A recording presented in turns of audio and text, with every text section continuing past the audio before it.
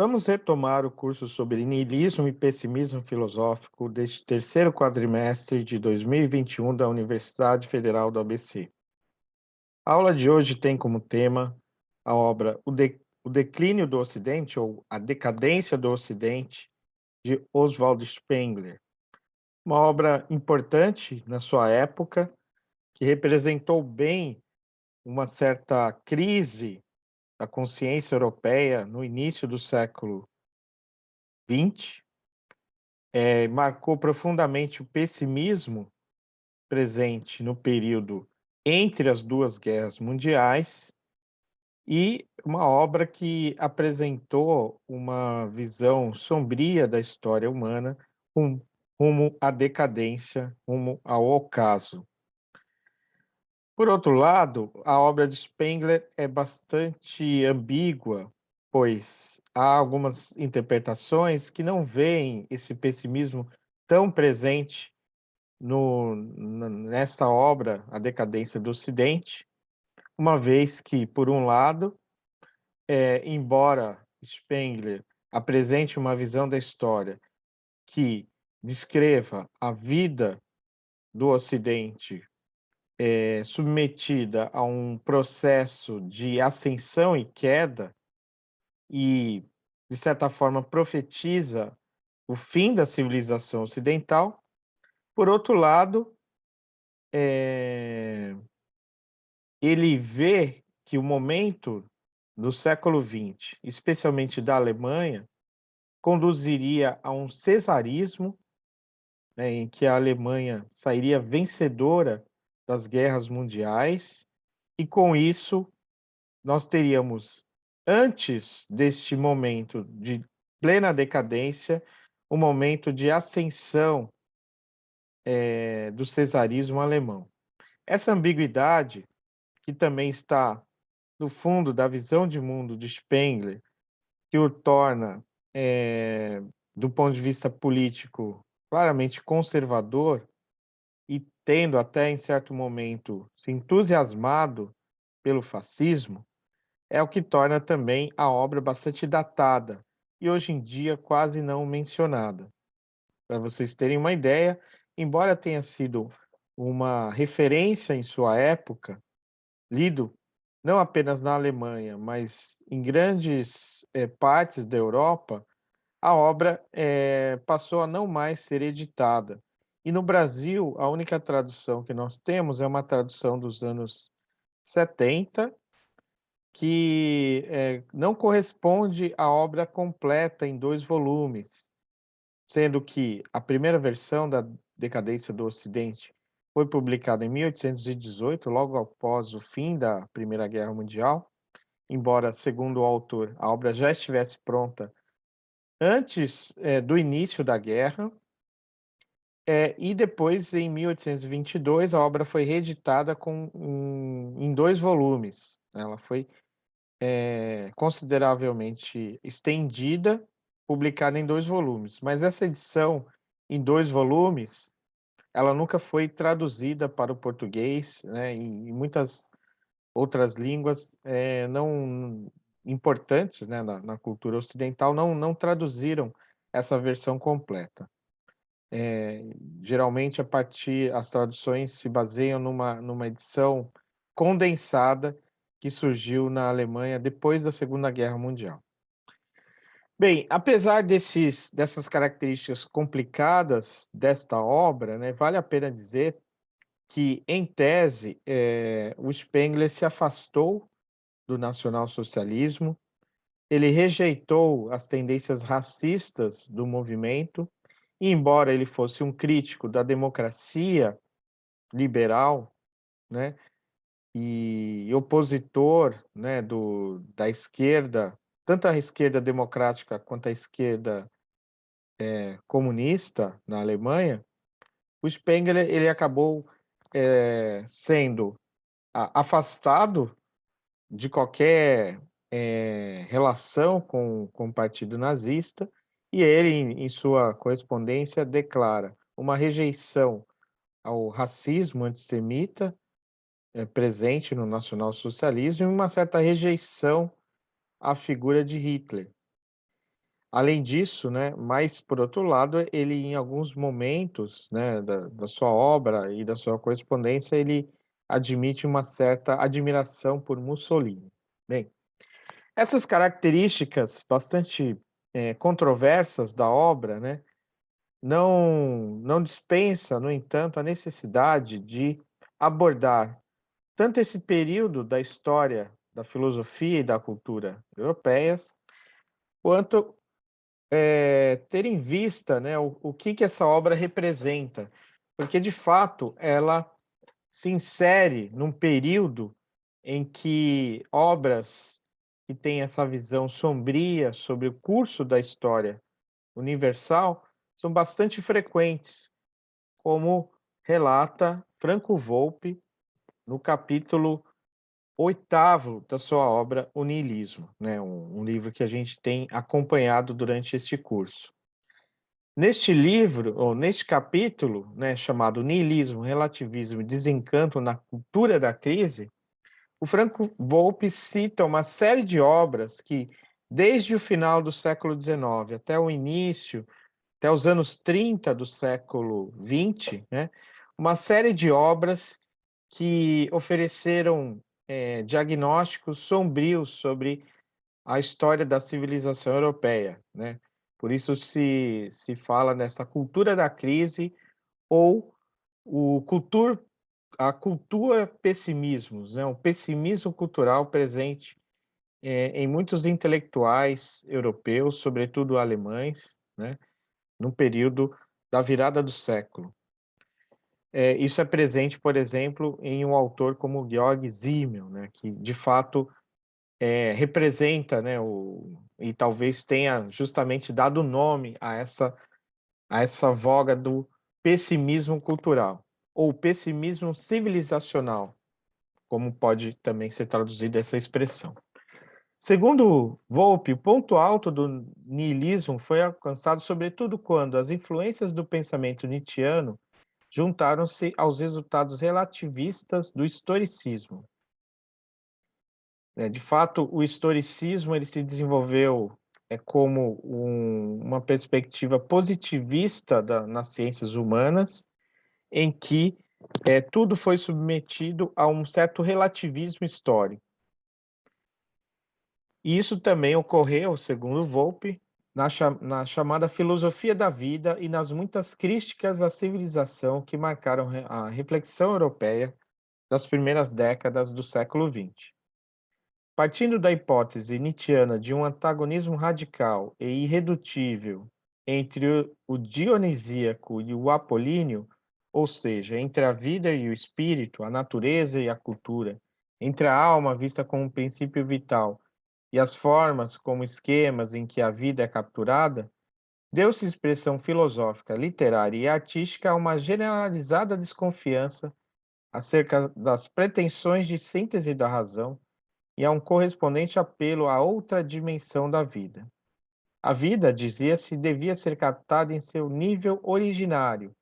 em suas características próprias e não conforme as modalidades teóricas tradicionais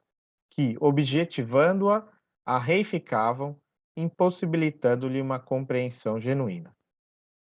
Bem, essa é a descrição inicial, né, do Franco Volpi dessa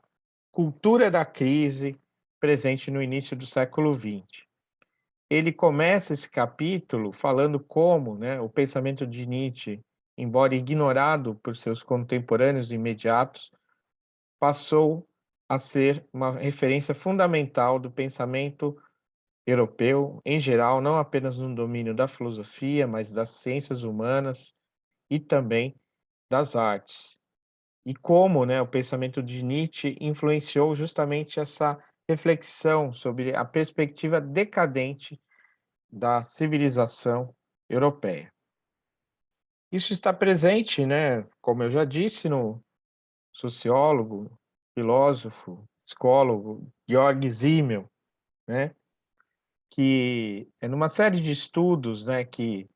abarcam diversos domínios das ciências humanas, né, como a história, a economia, a sociologia e a psicologia, ele ofereceu diagnósticos sobre a época e em determinados períodos do seu pensamento, ele ofereceu diagnósticos, bastante pessimistas sobre o rumo da cultura na Europa. Bem, isso não surpreende, tendo em vista que 2 das suas principais referências filosóficas são justamente Schopenhauer e Nietzsche, né. E ele chegou inclusive a publicar um livro chamado Schopenhauer e Nietzsche, um ciclo de conferências em 1907, um livro que temos traduzido para o português pela editora Contraponto. Bem, continua o Franco Volpi explicando, nessa época, o tema do pessimismo civilizacional a partir de Simmel e como, esta perspectiva, digamos, mais, moderada do Simmel foi, absorvida por Spengler. Bem, pois, segundo Volpi, nele, em Spengler, a absorção do pensamento nietzschiano, o relativismo historicista e as exigências da filosofia da vida fundiram-se perfeitamente numa filosofia da história e da crise, com perfil cético nihilista. Spengler, já em sua sucinta tese de doutorado de 1904, se apaixonara pela filosofia do vir a ser de Heráclito, assumindo a ideia do fluir perene de todas as coisas, e na esteira de Nietzsche, revelava sensível inclinação pela visão trágica do mundo. Tudo mudo, tudo muda, tudo passa, tudo é relativo. A máxima que o norteava era considerar o mundo como história. Com essa atitude, para ele, uma revolução copernicana, Spengler pretendia ser o Galileu da história, aquele que decifra a instável e inconstante linguagem de tudo que nasce, cresce e morre. Tudo isso se perdia no sombrio pessimismo em que Spengler invocava a atitude forte e viril do romano,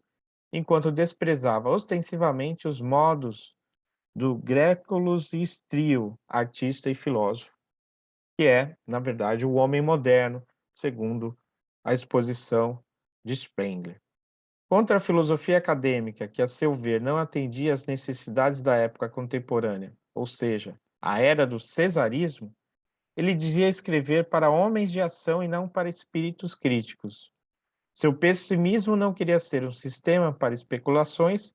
mas uma imagem do mundo em que devemos viver.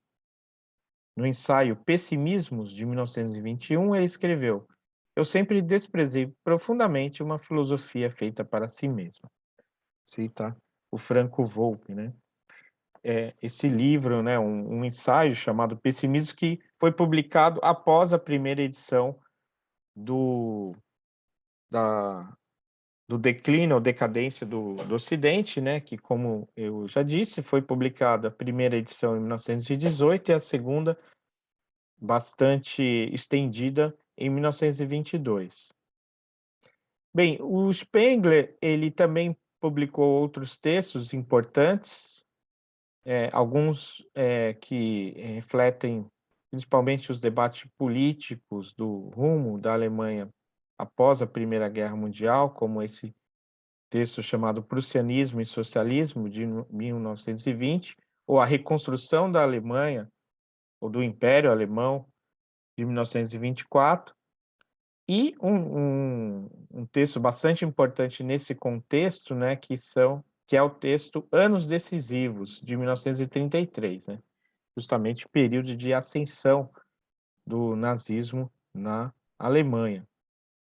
Mas é muito importante o ensaio do Spengler, chamado O Homem e a Técnica, de 1931. Bem, mas o que dizer então dessa obra, né, traduzida na tradução que a gente tem do Herbert Caro, como A Decadência do Ocidente, né, publicada pela Zahar nos anos 70. Obra essa que tem o subtítulo Esboço de uma Morfologia da História Universal. A impressão que nós temos, né, ao iniciar a leitura deste livro, né, que tem esse título, né, e toda essa áurea, digamos assim, pessimista, que é a áurea da época, né, toda essa carga decadentista, né, que muitos veem associada justamente à derrota alemã, né, na Primeira Guerra Mundial, mas vale a pena dizer que não se trata propriamente de um pessimismo derivado, né, da derrota alemã, até porque Spengler ainda acredita, mesmo depois da derrota da Alemanha na Primeira Guerra, que um tipo de cesarismo se colocaria necessariamente, né, na visão que ele tem da história, contra o liberalismo democrático capitalista, e o último momento da história universal seria, pelo menos no sentido em que nós compreendemos a história do Ocidente, desde os gregos, passando pelos romanos até o mundo moderno,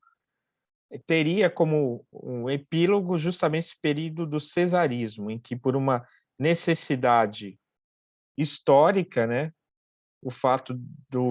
das contradições mesmas do capitalismo, a ascensão do dinheiro, né, do capitalismo financeiro, que já é vislumbrado, essa ascensão já é vislumbrada pelo Spengler, né, teria como consequência justamente um período de um sistema que colocaria as massas sob um domínio cesarista, né? E, e nessa visão, né, que é uma visão bastante estranha, porque nós temos a apresentação da história não de um ponto de vista de uma ciência ou mesmo uma especulação, como é a história filosófica religiosa ideal de Hegel, na história do espírito absoluto. Não temos também aqui a descrição iluminista de uma história progressista, rumo à efetivação da liberdade no mundo, e menos ainda o horizonte de uma revolução que vai dar conta de todas as necessidades históricas humanas. Nada disso. A descrição do Ocidente como um corpo que passa por todas as fases de ascensão até o declínio fisiológico, né? E essa perspectiva fisiológica ou biológica não corresponde a uma explicação racial da história, que corresponderia à visão de história do nacionalsocialismo. Mas a ideia de que a civilização, ela tende, pelo menos a civilização ocidental, ela tende a um fim. E o futuro, para além daquilo que representaria esse fim da civilização ocidental, não é vislumbrado pelo livro do Spengler, que pretende apenas esboçar justamente essa morfologia histórica universal em que seria visível esse processo de ascensão e declínio do Ocidente.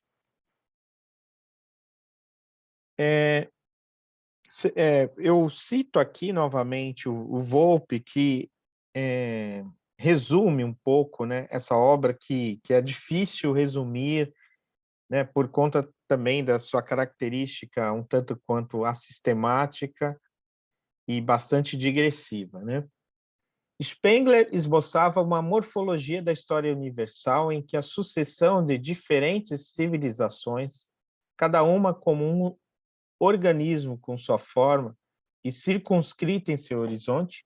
é determinada não por planos e finalidades nacionais, mas pelo ritmo vital que as diversifica, como acontece com os indivíduos, nascimento, crescimento, declínio e morte. As civilizações não se desenvolvem, não se sucedem construindo-se uma sobre a outra. Cada uma, por força de seu impulso inicial e dentro do próprio ritmo energético, traz em si mesma o princípio e o coroamento de seu ciclo vital. Dessa forma, a história universal não pode ostentar um desenvolvimento linear. Terá antes um caráter cíclico. Nessa ótica, revela-se a convicção de inspiração nietzschiana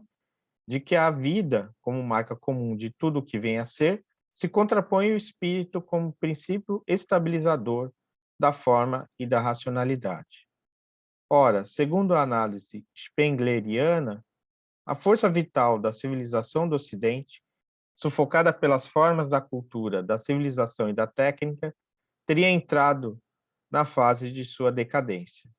Não por acaso, mas por uma inelutável necessidade intrínseca aos ritmos vitais da história. E como o que é fruto de necessidade não oferece opção de escolha ou recusa,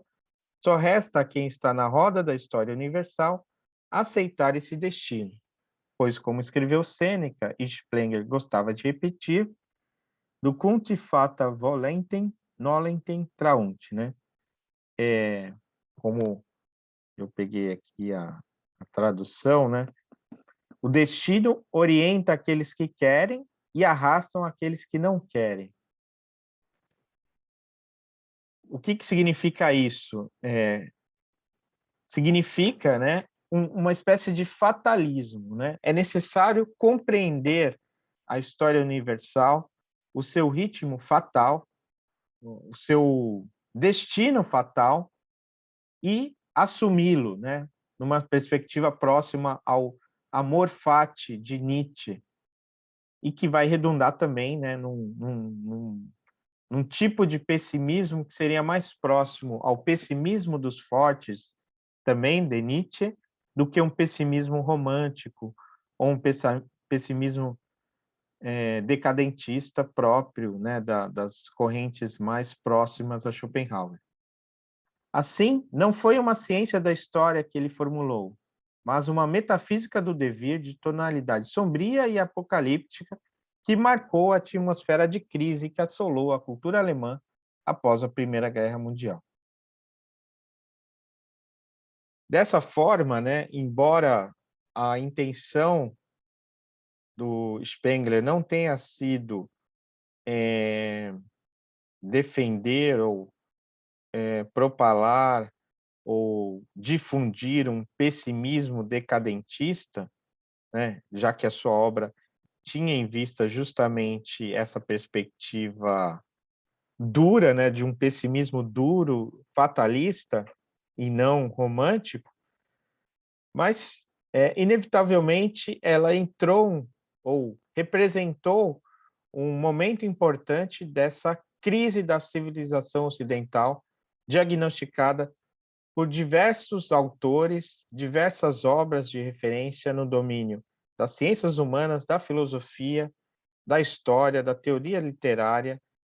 e da estética no Ocidente, né? O Franco Volpi cita, né, como essa ideia não se limitou à esfera cultural de língua alemã, mas manifestou-se por toda a Europa, como na França de Valéry, da obra A Crise do Espírito, de 1919, e Julian Banda, né, a Traição dos Clérigos, de 1927, e também dos russos nela integrados, como Chestov, A Filosofia da Tragédia, de 1926, e Berdyaev,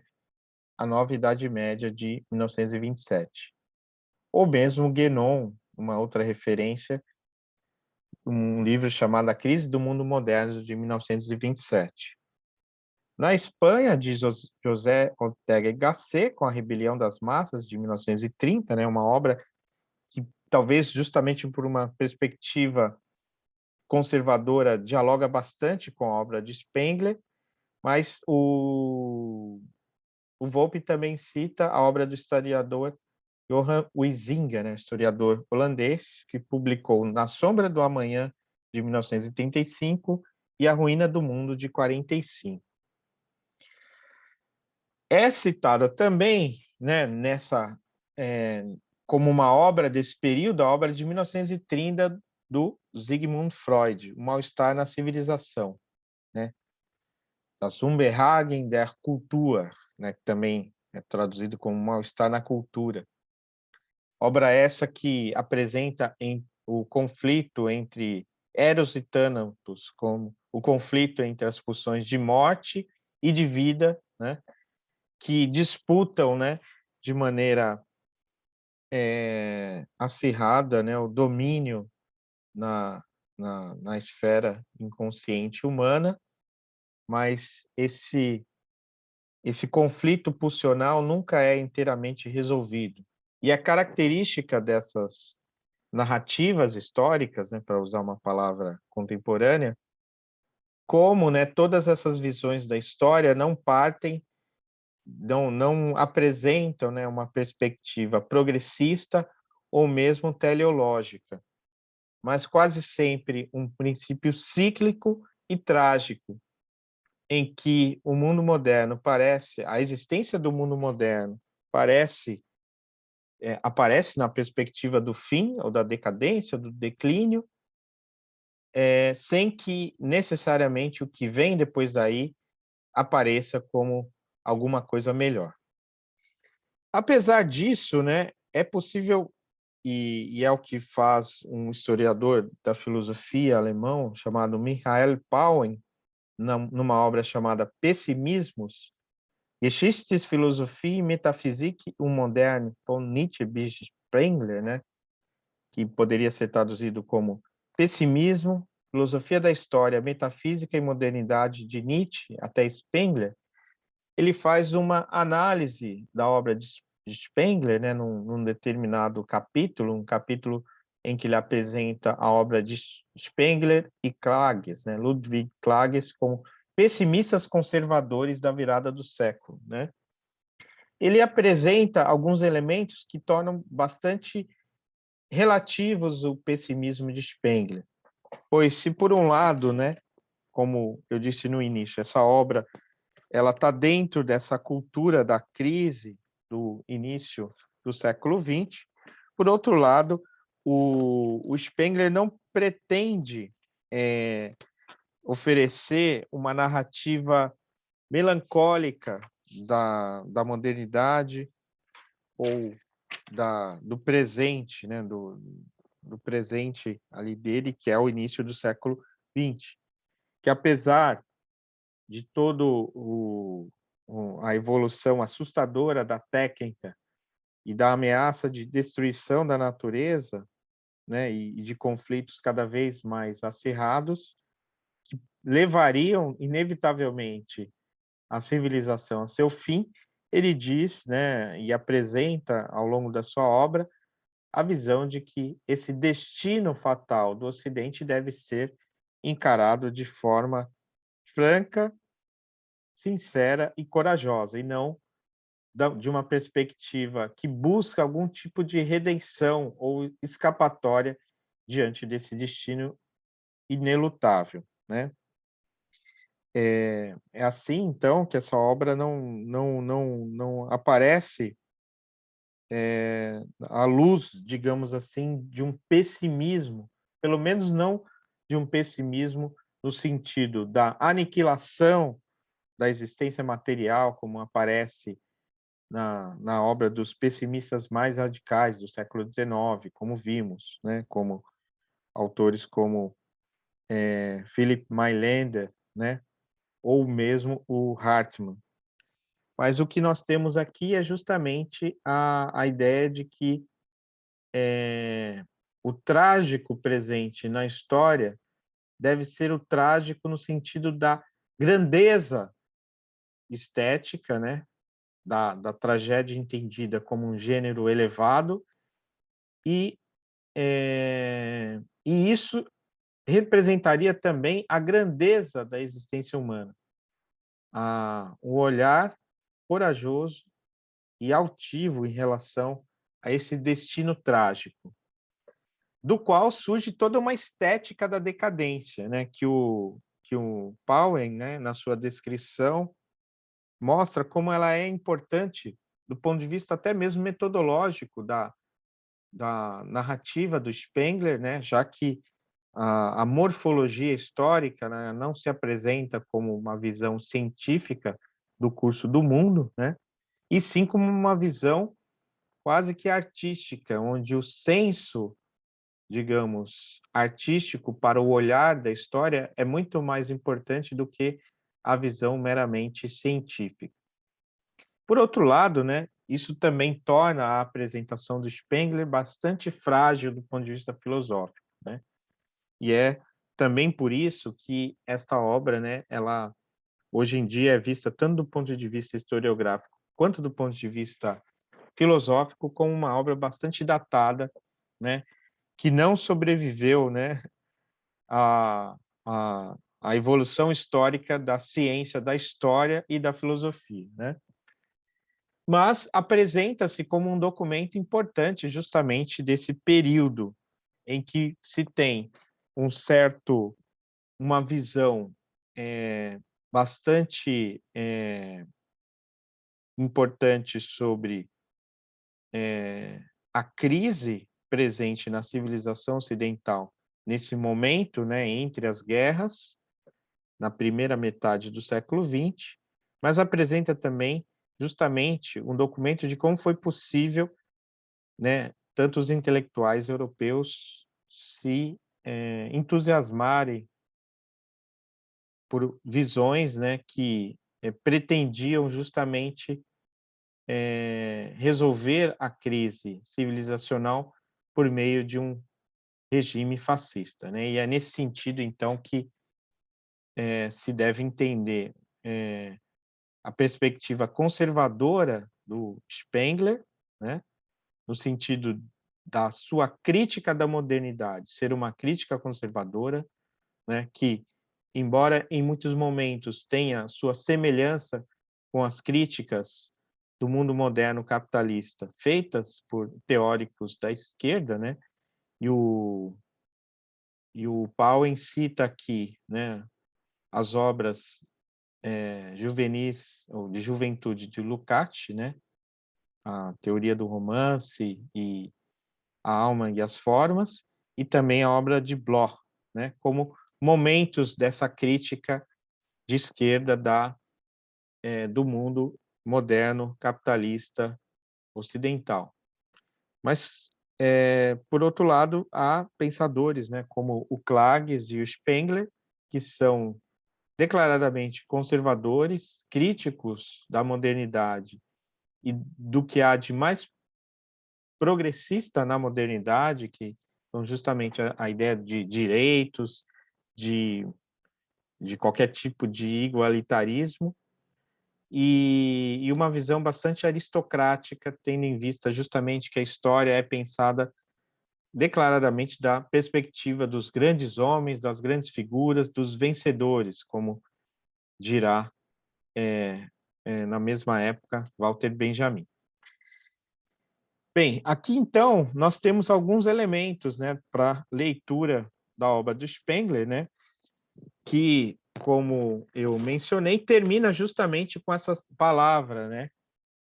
com essa citação do Sêneca, né, que representa um elogio de um certo fatalismo, né, que é melhor aceitar do que inutilmente lamentar, né? E essa obra vai se encerrar com uma reflexão sobre a modernidade constituída pela técnica. Na versão que nós temos, né, traduzida da Decadência do Ocidente, o último capítulo, né, dessa versão se chama A Máquina, né, e corresponde a, a um trecho chamado O Mundo das Formas Econômicas, né? O Spengler começa esse texto com as seguintes palavras, né? Parte final da versão que a gente tem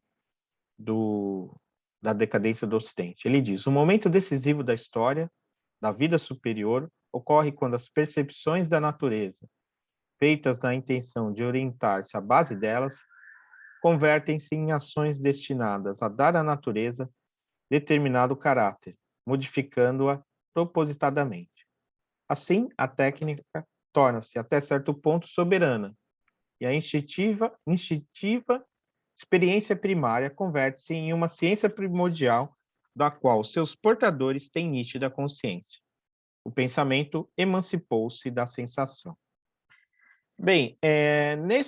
nesse capítulo, né, ele apenas esboça, né, algumas reflexões sobre a técnica que serão melhor desenvolvidas numa obra publicada em 1931 chamada O Homem e a Técnica. A gente tem aí uma tradução portuguesa disponível desta obra, né, em que o Spengler narra, né, num sentido paralelo à descrição morfológica de A Decadência do Ocidente, a ascensão e queda da civilização fáustica, ou seja, a civilização europeia, né, que justamente foi aquela que levou essa perspectiva técnica a seu limite e que agora acaba, de certa forma, se tornando escrava da sua própria criação. Numa narrativa, né, que o Spengler oferece, né, em que justamente a técnica aparece como uma espécie de Frankenstein, né, como a máquina que domina o homem criador, né, dessa máquina. Bem, essa perspectiva do Spengler, de certa forma, influenciou, né, como notam os historiadores da filosofia, a questão da técnica em Heidegger, né, que é uma referência hoje mais citada sobre essa questão, em que justamente essa perspectiva do sujeito sobre a natureza, que submete a natureza ao seu benefício, né, acaba, né, conduzindo a uma forma de vida, né, que representaria um novo momento da história humana e que, como nós vimos na aula passada, o Heidegger vê justamente como um momento de consumação do niilismo já previsto em Nietzsche, né? O que ocorre é justamente essa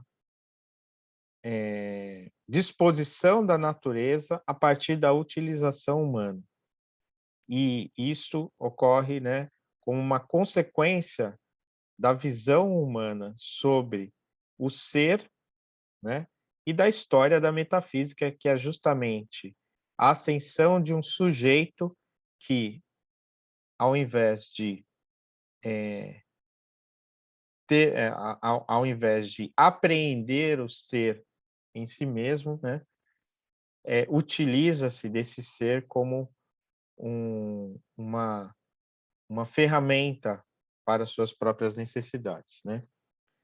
E aí, então, o ser não é mais desocultado, mas velado, né? Ele é colocado justamente o véu desse sujeito sobre o ser e ele se perde, se oculta, se esquece, né? E aí, justamente, o Heidegger vai procurar, né, maneiras de recuperar a experiência desse ser. Experiência que parece completamente perdida, e é justamente isso que constitui a crise da consciência moderna, e o niilismo é justamente uma tentativa de diagnóstico dessa crise. Embora não fale em niilismo,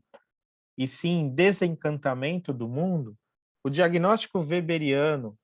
das formas de vida na contemporaneidade parece justamente apontar para o mesmo sentido. E é por isso que o Franco Volpi termina seu capítulo expondo alguns elementos do pensamento de Weber, que justamente encaminham a, a reflexão no âmbito das ciências sociais neste sentido, né? Então, segundo o Volpi, já no final de sua primeira grande reconstrução dos processos de racionalização que marcam o desenvolvimento da modernidade e tem seus fatores principais na ciência, na técnica e na burocracia, Max Weber, no célebre fechamento da obra A Ética Protestante e o Espírito do Capitalismo, saudava o novo espírito da modernidade, mas advertia também que o manto sutil da racionalização, de início a serviço da vida, transformara-se numa couraça de aço, sob a qual os filhos da modernidade, no ápice da civilização ocidental, corriam o risco de se tornar, segundo as palavras de Weber, especialistas sem espíritos e hedonistas sem coração. E com o juízo severo do último homem acrescentava: esse nada acredita que se alçou a um nível de humanidade nunca antes atingido. Então, né, como sucedâneo do otimismo humanístico, do iluminismo, da modernidade europeia, nós temos esse momento de crise que se instalou no século XX, né, no período entre guerras, continuou até o período posterior à Segunda Guerra, né, da qual surgem diversas outras narrativas decadentistas, né, entre as quais o Franco Volpi cita justamente a dialética do esclarecimento de Adorno e Horkheimer, né, nesse mesmo contexto, né, e da qual, né, surgem diversas outras, como talvez seja também, de certa forma, O Homem Revoltado, de Albert Camus, que é a obra que está aí no, no programa do nosso curso e que nós vamos abordar na semana que vem.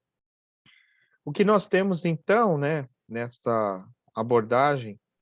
ou nesse passeio, nesse sobrevoo, né, necessariamente superficial, por algumas referências do pensamento europeu da primeira metade do século XX, é essa cultura da crise, né? É essa reflexão sobre as consequências do niilismo, né? Da crise dos valores, né? Daquilo que o Weber também chama de desencantamento do mundo, onde justamente o sutil manto da racionalização desfez a possibilidade na crença em grandes valores. E é nesse sentido que se pode, ou se viu, se diagnosticou a cultura ocidental como submetida a um declínio e a um ceticismo constante, como a visão de mundo da época, tal como é propalada por Spengler na sua obra principal. Bem, da obra de Spengler, que é, como eu disse, bastante extensa, né? Ainda que nessa versão reduzida que nós temos na edição em português que nós temos acesso, vale a pena, e eu recomendo, a leitura da introdução, né? Sobre a qual eu vou propor uma atividade de leitura para essa semana, né? Na edição que nós temos, está na parte da introdução, que vai das páginas 23 até 65, ou seja, cerca de 40 páginas em que o Spengler oferece tanto alguns elementos da sua visão histórica, né, dessa morfologia da história universal, como também faz algumas observações sobre o que significa essa sua abordagem, tanto do ponto de vista metodológico, quanto do ponto de vista dos resultados filosóficos e práticos que ele vislumbra, né? Então, a leitura dessa introdução, ela serve aí como uma, uma primeira abordagem da obra spengleriana, né? Junto com essas outras obras que eu citei, que formam aí as referências dessa cultura da crise do início do século XX. Muito bem. Então, tendo feito a apresentação geral dessa obra do Spengler, o seu contexto em que ela surgiu, e tendo falado um pouco do seu significado, né, embora não tenha abordado essa obra de modo mais detido, eu os convido então para o encontro previsto para sexta-feira, em que a gente vai debater essa questão da visão decadentista de mundo, né? Como isso, né, numa perspectiva conservadora, acabou, digamos assim, não apenas vendo com desconfiança qualquer tipo de idealismo revolucionário, progressista, como também acabou levando às máximas consequências alguns elementos nihilistas mais sombrios já presentes na filosofia de Nietzsche, né, e que, de fato, anunciou a filosofia do século seguinte, a filosofia do século XX, que pelo menos nessa primeira metade é muito marcada por essa visão decadente da história. Muito bem, então a gente, continua essa reflexão na próxima sexta-feira e depois na semana que vem, na aula expositiva aqui neste canal, a gente vai abordar uma visão crítica dessa cultura nihilista a partir de Albert Camus e sua reflexão sobre o niilismo da modernidade. Até lá!